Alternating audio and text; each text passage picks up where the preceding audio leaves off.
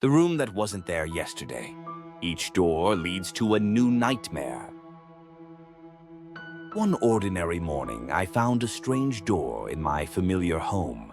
A door that definitely wasn't there yesterday. At first, I thought it was just my imagination. A trick of the light, perhaps a lingering dream from the night before. But when I opened it, a completely different space unfolded before my eyes.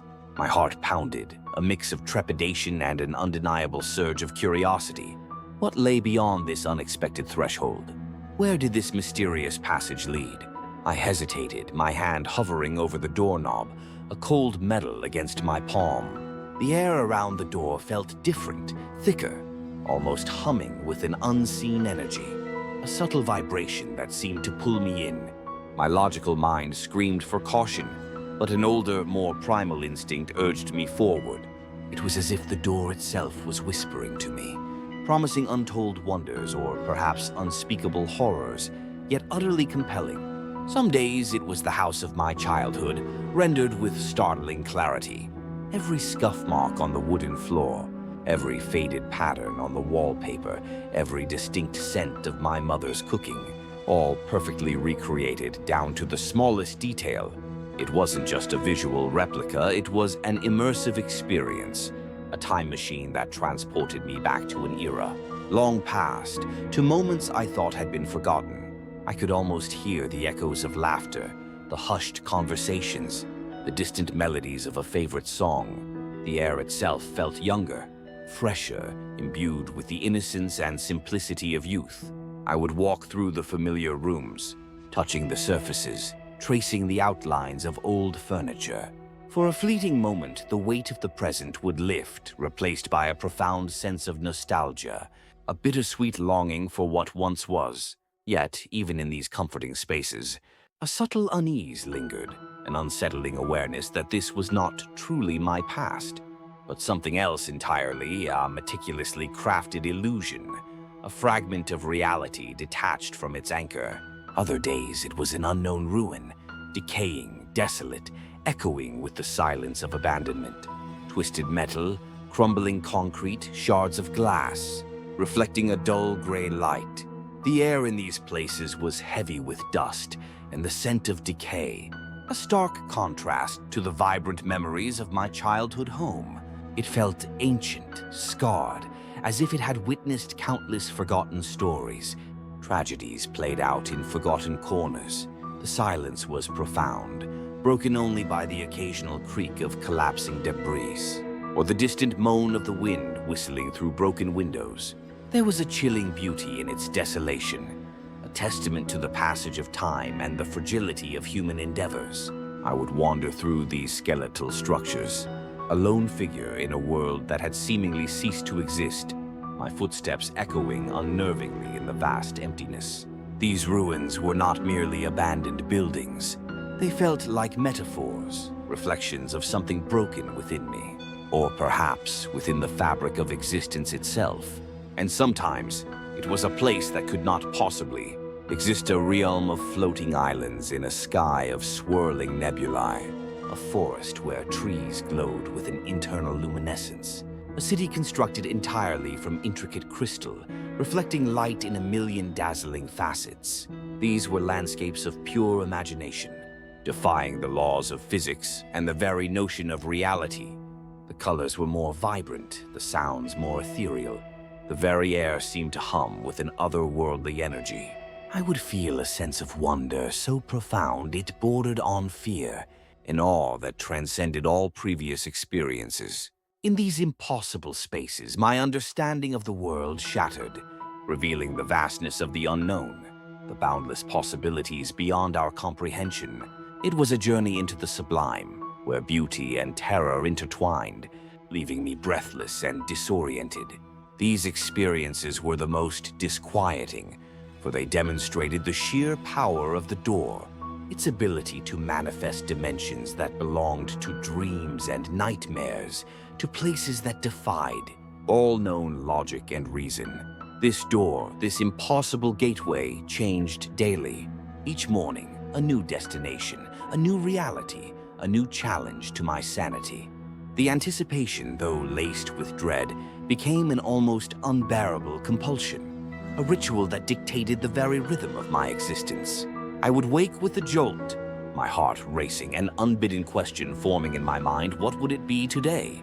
What new vista would greet me? What new torment or wonder would this enigmatic passage reveal?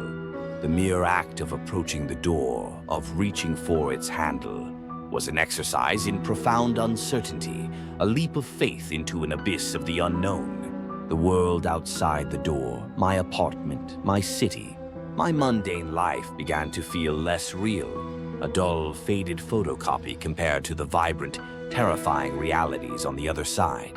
My once orderly routine, my comfortable existence, fractured into a kaleidoscope of fleeting, fantastical encounters. The line between reality and unreality blurred more and more with each passing day, each new journey. It was a slow, insidious erosion of my perception, a quiet unraveling of the threads that held my world together.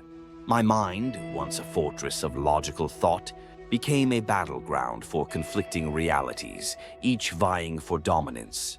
With each opening of the door, with each step into a new, impossible world, my memories grew hazier, like old photographs left out in the sun, their colors fading, their details dissolving into an indistinct blur. Who was I before this door appeared? What was my name, my profession, my history? The answers, once so readily available, now eluded me, slipping through my grasp like grains of sand. My past became a fragmented narrative, disjointed scenes without a coherent plot, faces without names, events without context. It was as if a crucial piece of my personal history had been carefully excised, leaving a void, an aching emptiness where solid recollections once resided. This amnesia, this gradual erasure of self, was the most terrifying consequence of the door. It wasn't just physical disorientation, it was an existential crisis, a fundamental questioning of my very being. I was losing myself, not in the metaphorical sense, but literally, piece by agonizing piece. Each day, a little more of the old me seemed to dissipate, replaced by a formless, nameless entity adrift in a sea of shifting realities, the echoes of who I was. The phantom limbs of my former identity occasionally pulsed with a faint ache, a ghost of recognition, only to fade once more into the encroaching mist. Was this door a mere accident, a random anomaly in the fabric of existence, a cosmic joke played upon an unsuspecting individual? Or was it being guided, meticulously orchestrated, by someone or perhaps by something unseen? An entity pulling strings from beyond the veil of perception? The thought lingered, a cold dread seeping into my bones.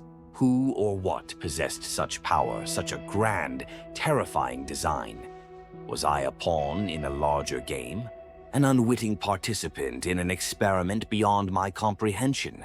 The concept of a guiding force, an unseen hand manipulating my reality, was both terrifying and strangely compelling.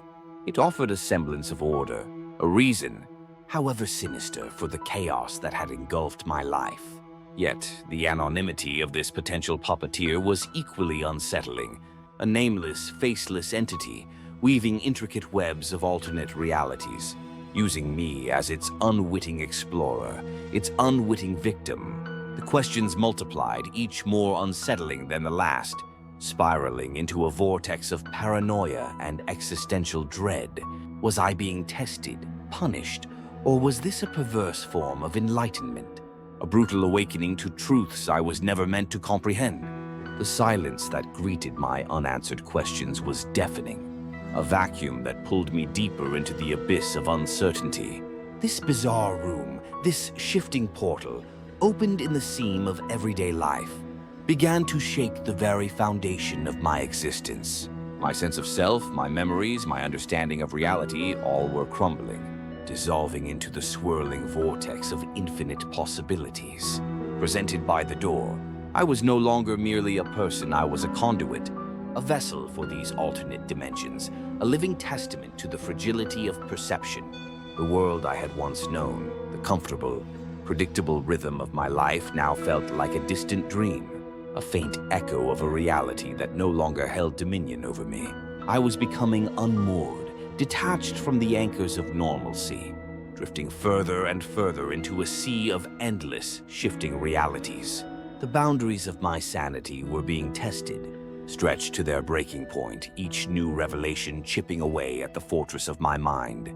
This was not a journey of self-discovery, nor a heroic quest. It was a slow, terrifying obliteration of who I was, a profound metamorphosis into something I could not yet comprehend, something alien and fundamentally changed.